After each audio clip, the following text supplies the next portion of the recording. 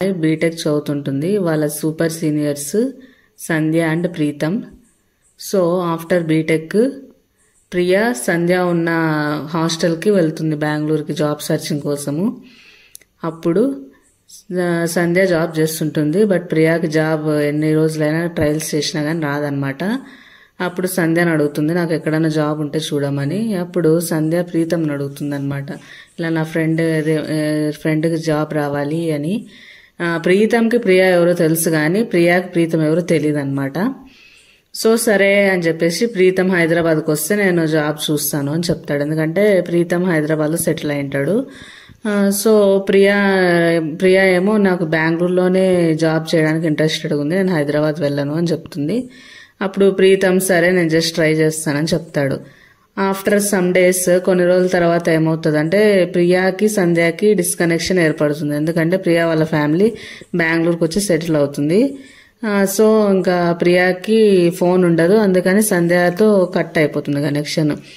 ఆ తర్వాత కొన్ని రోజులకి ప్రియాకి గవర్నమెంట్ జాబ్ వస్తుంది. అప్పుడు ఫేస్బుక్లో ప్రీతంకి మెసేజ్ చేస్తుంది అబౌట్ సంధ్యకి నాకు గవర్నమెంట్ జాబ్ వచ్చిందని చెప్పాలి, తన నంబర్ ఉంటే ఇవ్వవా అని చెప్పి అడుగుతుంది ప్రీతం. సరే ఇస్తాను అని చెప్పి ప్రీతం మాటల్లో పెట్టి అలా ప్రియాకి ప్రపోజ్ చేస్తాడు. నువ్వు అంటే చాలా రోజుల నుంచి ఇష్టం, బట్ నీ దగ్గర ఫోన్ లేదు, నేను ఫోన్ నంబర్ అడిగితే సంధ్య ఇవ్వలేదు, ఫోన్ లేదని చెప్పింది అని చెప్తాడు. సో ఇదంతా జరిగిన తర్వాత సంధ్య నెంబర్ పంపిస్తాడు. ఇంకా ప్రీతం వచ్చేసి ప్రియాని నేను మీ ఇంట్లో మాట్లాడాలనుకుంటున్నాను అంటాడు. సరే వచ్చి మాట్లాడు, వాళ్ళకి ఇష్టమైతే నేను కూడా పెళ్లి చేసుకుంటా అని చెప్తుంది ప్రియ. ఆ అబ్బాయి వెళ్ళి ఇంట్లో మాట్లాడతాడు. కానీ ఇంటర్ క్యాస్ట్ కావడం వల్ల ప్రియ వాళ్ళ ఇంట్లో ఒప్పుకోరు, మేము ఇవ్వము అంటారు. సరే ఇంకోసారి ప్రయత్నిద్దామని చెప్పేసి ప్రీతం గట్టిగా అనుకుంటారు. అనుకొని ఇంకా కొన్ని రోజుల తర్వాత ప్రీతం వాళ్ళ మదర్ ప్రియాకి ఫోన్ చేసి, మీ మదర్ వాళ్ళకి ఇష్టం ఉన్నా లేకున్నా మాకు ఇష్టమే, నువ్వు వచ్చి మా పిల్లోని పెళ్లి చేసుకుంటే మేము ఇచ్చి చేస్తాము అని చెప్తుంది. కానీ ప్రియా భయంతో ఆగిపోతుంది, పెళ్లి చేసుకోవాలా వద్దా అనే సందిగ్ధంలో ఉంటుంది.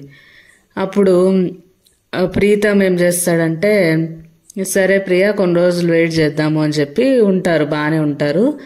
ఆ తర్వాత కొన్ని రోజుల తర్వాత ప్రీతం వాళ్ళ మదరు ప్రీతంకి పెళ్లి సంబంధాలు చూడడం మొదలు పెడుతుంది. ప్రీతంకి ఏమో ప్రియాని చేసుకోవాలని ఇంట్రెస్ట్ ఎక్కువ ఉంటుంది కాబట్టి అబ్జెక్షన్ చెప్తాడు. అప్పుడు వాళ్ళ మదర్ ఏం చేయాలో తెలియక వెంటనే ఒక కాటికా పని కలిసి చేతబడి చేపించాలని ప్రయత్నిస్తుంది. ప్రియా మీద చేతబడి చేస్తే అమ్మాయి ఉండదు కదా, అమ్మాయి చనిపోతే వేరే అమ్మాయితో నా కొడుకు పెళ్లి చేయొచ్చు అని అనుకుంటుంది. సో ప్రీతంకి కూడా ఆ విషయం తెలుసలేదో తెలియదు, బట్ ప్రీతం మీద కూడా చేతబడి చేస్తుంది. చేసి ఒకరోజు ప్రియా ఒక దగ్గరలో ఉన్న జాతరకి వెళ్తుంది, గుడి దగ్గరికి వెళ్ళినప్పుడు జాతకం చూపిస్తే పండితుడు చెప్తాడు, ఇట్లా నీ మీద చేతబడి చేయిస్తున్నారు, నువ్వు మార్చి కల్లా బ్రతకాలన్నా కూడా కష్టమే అని చెప్తే ప్రియా నమ్మదు, ఎవరు చేయిస్తారులే అన్నట్టు అనుకుంటుంది. కానీ ఉగాది టయానికి ఆ అమ్మాయికి హెల్త్ డిస్టర్బ్ అవ్వడం స్టార్ట్ అవుతుంది. డిస్టర్బ్ అవుతుంది బాగా డ్యామేజ్ అయిపోతుంది అమ్మాయి హెల్త్. అప్పుడు ఆ అమ్మాయి చనిపోయే స్టేజ్ దాకా పోతుంది. కానీ వాళ్ళ పేరెంట్స్ ఏదో రకంగా చేసి ఆ అమ్మాయిని దేవుణ్ణి ముక్కుకొని ఎట్లో గట్లా బతికిస్తారు.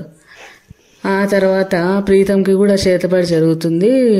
ప్రియా మళ్ళీ ప్రీతంకి ఫోన్ చేసి, నేను నిన్ను పెళ్లి చేసుకోవాలనుకుంటున్నాను, మీ మదర్కి మన విషయం చెప్పేసేయి అని చెప్తే ప్రీతం కూడా ఆల్రెడీ చేతబడి జరిగింటుంది కాబట్టి అంత రియాక్ట్ కాడు, వేరే అమ్మాయిని చేసుకోవాలని రెడీ అయ్యింటాడు.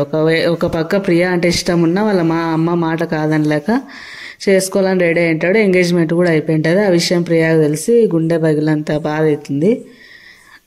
తర్వాత ఒకరోజు ప్రీతము చెప్తాడు, ఇంకా ఇవన్నీ వదిలేసేయి, నాకు పెళ్లి ఫిక్స్ అయింది అని చెప్పి చెప్తాడు. ప్రియా అయినా కానీ ఇంకా ఎంగేజ్మెంటే కదా అయింది, టైం ఉంది, మనం పెళ్లి చేసుకుందామని అడుగుతుంది. కానీ ప్రీతం ఆల్రెడీ కట్నం తీసుకొని అంతా చేసేసి ఉంటాడు కాబట్టి ఒప్పుకోడు ప్రియాని చేసుకోవడానికి. బట్ ప్రియా మాత్రం ఫుల్ బాధలో ఉంటుంది. వాళ్ళ మదర్ మాత్రం ఇంకోసారి చేతబడి చేయడానికి ట్రై చేస్తుంది. కానీ అర్థం కాని విషయం ఏంటంటే చేతబడి చేయడానికి మనకి ఫోటో ఉంటే సరిపోదు, జస్ట్ మనకి మట్టి ఉండాలి, ఆ అమ్మాయి హెయిర్స్ ఉండాలి, ఆ అమ్మాయి బట్టలు ఉండాలి. సో ఇవన్నీ దొరకాలి. ఇవన్నీ ఎవరిచ్చింటారు అనేది పెద్ద ట్విస్ట్ ఇక్కడ. ఇది నిజంగా జరిగిన ఇన్సిడెంట్ అండి.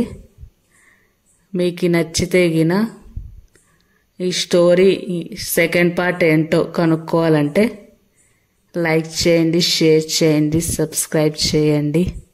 నెక్స్ట్ పార్ట్ కావాలని కామెంట్ చేయండి. మీ అందరికి ఇది నచ్చిందని అనుకుంటున్నాను. Thank you friends. బాయ్.